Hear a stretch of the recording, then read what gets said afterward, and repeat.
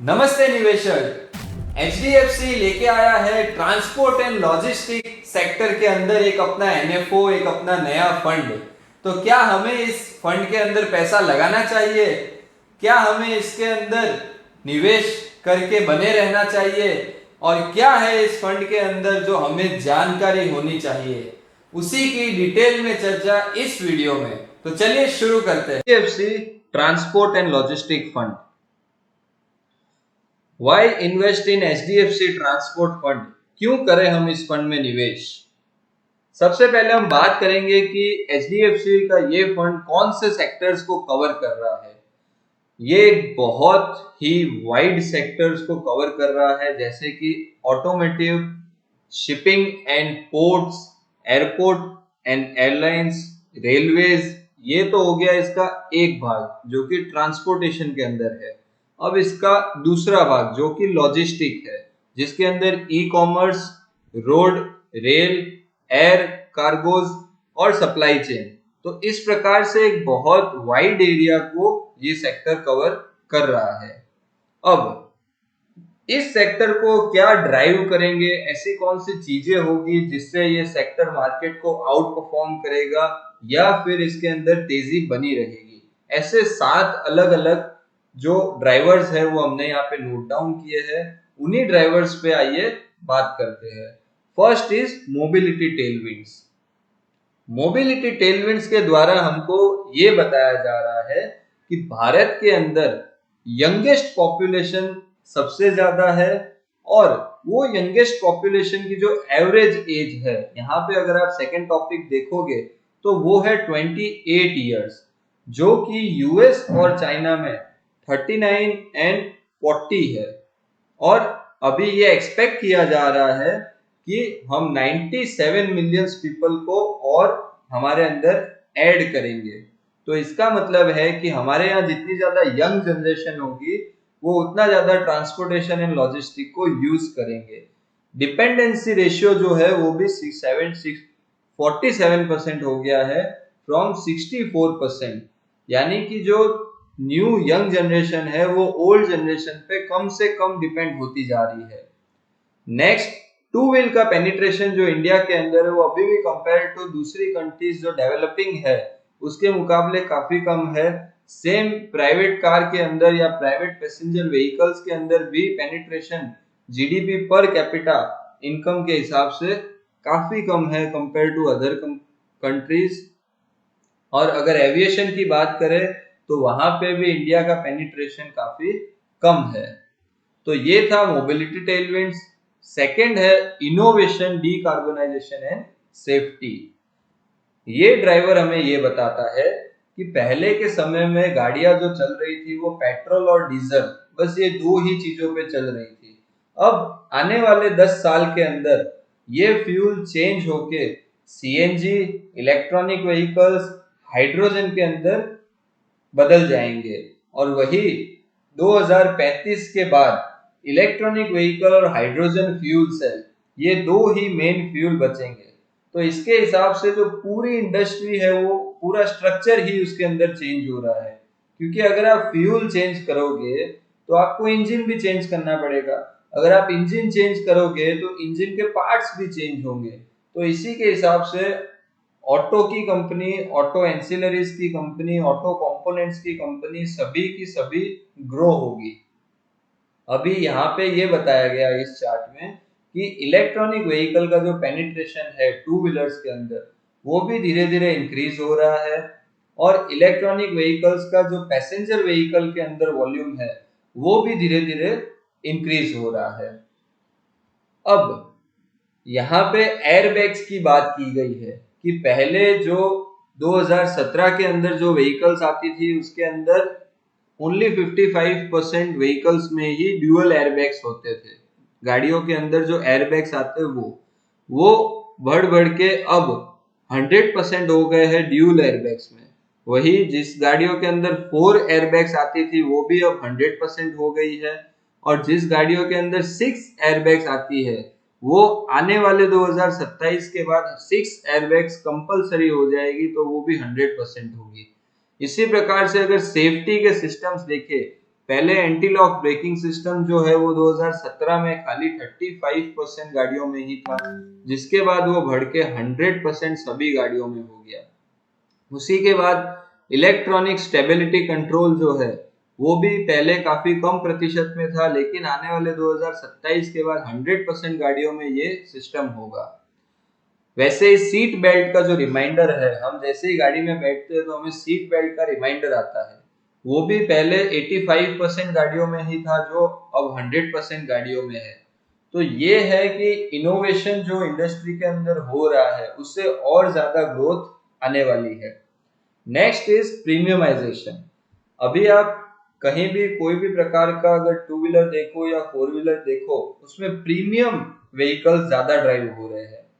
उसका यहाँ पे डाटा है कि जो एसयूवीज का डाटा है, पहले जिसका मार्केट शेयर सिर्फ 24% था 2017 में, वो मार्केट शेयर धीरे धीरे बढ़ के अब 50% क्रॉस कर गया है। यानी कि भारत की पब्लिक को एसयूवीज और ज्यादा अच्छी लग रही है, वो और ज्यादा प्रीमियम प्रोडक्ट्स के अंदर जा रहे हैं। उसी प्रकार टू व्हीलर्स में भी जो भी आप प्रीमियम सेगमेंट की टू व्हीलर्स देखोगे जो 150 सीसी के अबव है, उनका भी पेनिट्रेशन मार्केट के अंदर धीरे धीरे बढ़ रहा है। जो 4.6% था 2013 में, वो आज 12% तक पहुंच चुका है। तो प्रीमियमाइजेशन भी इस सेक्टर को सपोर्ट कर रहा है ग्रोथ के लिए। देन एक और टेलविंड्स क्या है कि पहले के समय ऑटोमेटिक ट्रांसपोर्टेशन काफी कम देखने मिलता था, जो 2027 तक अनुमान है कि 35% तक पहुंच जाएगा। सनरूफ पहले की गाड़ियों में बहुत कम था या नहीं भी था, जो अब 40% गाड़ियों के अंदर सनरूफ आता है। एलॉय व्हील्स भी पहले 20% गाड़ियों में आता था 2017 में, जो बढ़ के अब 50% गाड़ियों में एलॉय व्हील्स आता है। एलईडी लाइटिंग पहले 18% गाड़ियों में ही थी, जो अब बढ़ के 35% हो चुकी है।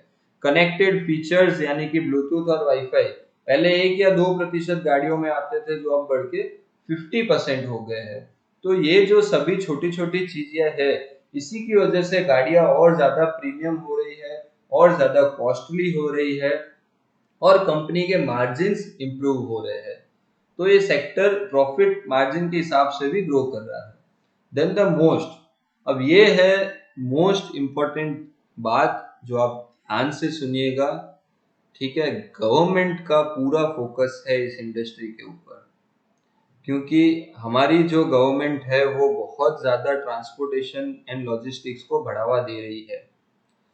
सरकार ये चाहती है कि मेक इन इंडिया की वजह से इस इंडस्ट्री में जो अभी 16% ऑफ जीएसटी है, जीडीपी है, वो इंक्रीज होके 25% तक पहुंचाने का टारगेट है। वहीं ऑटो कंपोनेंट जो है वो अभी 7% ऑफ जीडीपी कंट्रीब्यूट करते हैं, जो गवर्नमेंट 12% तक लेके जाएगी। इसीलिए गवर्नमेंट ने अभी पीएलआई स्कीम के अंदर 441 बिलियन रुपीस इस सेक्टर के अंदर एलोकेट किया है। नेक्स्ट इज के गवर्नमेंट का फोकस इस प्रकार से, आप अगर रेवेन्यू देखो तो ऑटो इंडस्ट्री की रेवेन्यू 13% सालाना से इंक्रीज हो रही है, वो भी कंपाउंडेड। और ऑटो कंपोनेंट की अगर देखो, जो एंसिलरीज बना रहे हैं, उनकी ग्रोथ 15% कंपाउंडेड है।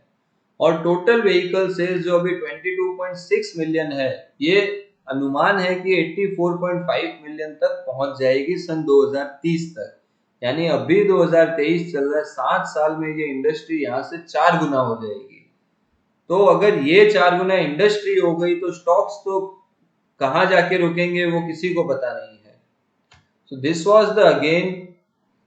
और अब है एक्सपोर्ट का पोटेंशियल। हमारे भारत के अंदर जितने भी two wheels four wheels manufacture होती है, ट्रैक्टर्स मैन्युफैक्चर होते हैं, वो एक्सपोर्ट भी होते हैं। तो एक्सपोर्ट का जो अपॉर्चुनिटी है वो यहाँ से 3 गुना है, कि अभी अगर 4.1 है तो वो बढ़ के 12.7 मिलियन यूनिट्स होने वाले 2025 में। तो 9% से टू व्हील का एक्सपोर्ट ग्रो कर रहा है, ट्रैक्टर का एक्सपोर्ट जो है वो 11% से ग्रो कर रहा है, और कंपोनेंट का एक्सपोर्ट जो है वो 14% से ग्रो कर रहा है। तो पूरी इंडस्ट्री यहाँ से 3 गुना होने की उम्मीद है, यहाँ से अनुमान है, जो कि हमको रिजल्ट्स पे दिख रहा है। ये है एक्सपोर्ट पोटेंशियल। इंफ्रा का पुश, इंडिया के अंदर अभी इंफ्रा को लेके बहुत ज्यादा गवर्नमेंट सीरियस है। यहाँ पे आप देखोगे हर एक सेक्टर में देखिए, रोडवेज के अंदर सरकार 2 लाख किलोमीटर का टारगेट लेके चली है कि उन्हें 2 लाख किलोमीटर के नेशनल हाईवेज बनाने हैं। रेलवेज के अंदर उनको फ्रेट कॉरिडोर हो गया, मॉडल रेल फ्रेट कॉरिडोर हो गया, हाई स्पीड रेल है, ट्रैक इलेक्ट्रिफिकेशन है, ये सभी का टारगेट गवर्नमेंट लेके चल रही है। पोर्ट्स भी है, वो भी उनको एक्सपांड करने हैं। अर्बन ट्रांसपोर्टेशन यानी शहरों के अंदर वो और ज्यादा मेट्रो और ज्यादा एयरपोर्ट्स लेके आ रही है, और अदर इंफ्रा है जो वाटरवेज है उससे भी डेवलप कर रही है। यानी ट्रांसपोर्टेशन के सभी माध्यम को सरकार पूरी तरह से डेवलप करने का टारगेट लेके चल रही है। अब है इसी फंड का सेकेंड पार्ट जो है लॉजिस्टिक्स। लॉजिस्टिक्स के अंदर सबसे बड़े 3 बदलाव हुए हैं। पहला बदलाव है कि अनऑर्गेनाइज से ऑर्गेनाइज की तरफ पब्लिक शिफ्ट हो गई है। अब लिमिटेड मार्केट के अंदर लीडर्स हैं, उनके द्वारा ही ज्यादातर पार्सल्स दिए जा रहे हैं। सेकंड, जीडीपी के अंदर ग्रोथ आ रहा है और ई कॉमर्स इंडस्ट्री जो है वो और ज्यादा ग्रो हो रही है। अमेजोन, फ्लिपकार्ट, मीशो, मिंत्रा, ऐसे कई प्रकार के जितने भी प्लेटफॉर्म्स है वहां से बहुत ज्यादा रूप में ई कॉमर्स इंडस्ट्री ग्रो हो रही है। और थर्ड है गवर्नमेंट का फोकस। जो गवर्नमेंट नेशनल लॉजिस्टिक्स को और इम्प्रूव कर रही है, पॉलिसीज को भारत माला बना रही है, सागर माला बना रही है, उस प्रकार से लॉजिस्टिक सेक्टर और ज्यादा ग्रो होगा। जो एक्सप्रेस पार्सल है उसकी ग्रोथ भी अगर आप यहाँ पे नीचे देखोगे राइट हैंड साइड पे, तो अनुमान है कि ये 25% यहाँ से इंक्रीज हो जाएगी 26 तक ही। अभी हम 2023 में है, यहाँ से 25% तक लॉजिस्टिक इंप्रूव हो सकते हैं। So this were the things.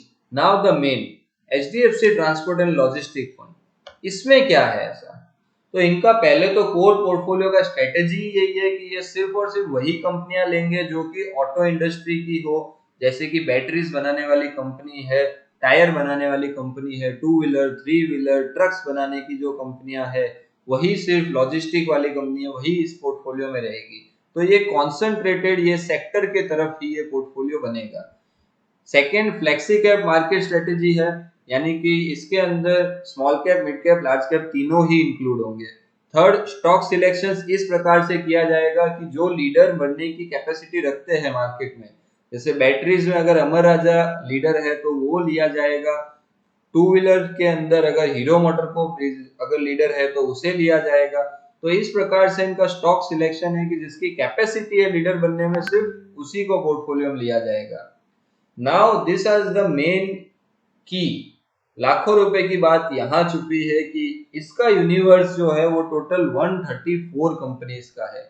इनका जो बेंचमार्क है उसके अंदर टोटल 31 कंपनी ही है, लेकिन फंड के अंदर टोटल 134 कंपनी का यूनिवर्स है, जिसके अंदर मुद्दे की बात है कि 98 स्मॉल कैप कंपनीज है। तो इनको एक बहुत वाइड कंपनीज रेंज मिल जाएगी जिसके अंदर ये प्ले कर सकते हैं। नेक्स्ट इज के यूनिवर्स के अंदर बहुत अलग अलग छोटे छोटे सेक्टर्स है। ऑटो के अंदर जैसे ऑटो कंपोनेंट है, लॉजिस्टिक है, कास्टिंग है, टायर एंड रबर है, 2 व्हीलर है, 3 व्हीलर है, शिपिंग है, एयरलाइन है। इस प्रकार से इनको 134 कंपनीज अलग अलग सेक्टर में मिल जाएगी। तो पोर्टफोलियो बहुत ज्यादा डाइवर्सिफाई एक ही सेक्टर के अंदर हो सकता है। अब अगर रिटर्न्स की बात करें तो निफ्टी ट्रांसपोर्ट एंड लॉजिस्टिक जो इंडेक्स है, वो इंडेक्स ही पिछले अगर 10-15 साल की बात करो तो सालाना 17.5 से लेकर 18% तक ग्रो कर रहा है, वो भी कंपाउंडेड। जिसके सामने निफ्टी ट्रांसपोर्ट एंड लॉजिस्टिक ने निफ्टी 500 को अगर आप नीचे देखो तो पिछले 18 साल के अंदर 13 साल Nifty transport and logistic fund ने निफ्टी 500 को आउट परफॉर्म किया है। यानी ये सेक्टर ने बहुत ज्यादा तरीके से अपनी लीड जनरेट की है। नेक्स्ट इज मेन है अब टेक्निकल्स। अब टेक्निकल्स ये बता रहे हैं, ध्यान से आप सुनिएगा, ये स्लाइड पूरे प्रेजेंटेशन की सबसे इंपॉर्टेंट स्लाइड है। सन 2018 से ये सेक्टर डाउन ट्रेंड के अंदर था, जिसको और ज्यादा डाउन ट्रेंड में लेके गया कोविड। आफ्टर कोविड इस सेक्टर के अंदर पूरा एक यू टर्न आया और सन 2022 के एंड में ये सेक्टर ने यहाँ पे ब्रेकआउट दिया। इसने अपना मल्टी ईयर ब्रेकआउट यहाँ पे दिया है। 2018 की जो मंदी थी वो 2022 में जाके कंप्लीट हुई ये पूरे 5 साल का जो पीरियड है, इसके बाद सेक्टर ब्रेकआउट देके अपना एक नया बाउंड्री, एक नया रेंज बना रहा है। तो ये जो 5 साल का time correction plus price correction है, ये दोनों अब यहाँ पे ऊपर की साइड पे इस सेक्टर को सपोर्ट करेगा और ये सेक्टर काफी अच्छे रुझान से आगे जाएगा। ये क्यों हुआ है? क्योंकि पहले यहाँ पे कोई स्ट्रक्चरल शिफ्ट नहीं था, अब सेक्टर के अंदर पूरा स्ट्रक्चर बदल रहा है। पेट्रोल सीएनजी की जगह इलेक्ट्रॉनिक व्हीकल दिख रहे हैं, भारतमाला जैसे प्रोजेक्ट, मेट्रो जैसे प्रोजेक्ट हर एक सिटी के अंदर हो रहे हैं। इसकी वजह से निफ्टी ऑटो काफी अच्छा परफॉर्म करेगा। नाउ इसके अंदर फंड मैनेजर जो है वो मिस्टर प्रिया राजन है, जो कि 15 साल का इक्विटी के अंदर एक्सपीरियंस रखते हैं और उनके पास एचडीएफसी उन्होंने 2020 में ज्वाइन किया था, उससे पहले वो एंटिक स्टॉक ब्रोकिंग के अंदर काम करते थे। सो इनका भी इसके अंदर एक्सपर्टाइज है, 15 साल का एक्सपीरियंस है, वो हमको काफी अच्छे से काम आएगा। देन ये फंड जो है वो 28 जुलाई को खुल चुका है, 11 अगस्त को क्लोज हो जाएगा। मिनिमम आप 100 रुपए भी निवेश कर सकते हो। एंट्री लोड 0 रुपीज है।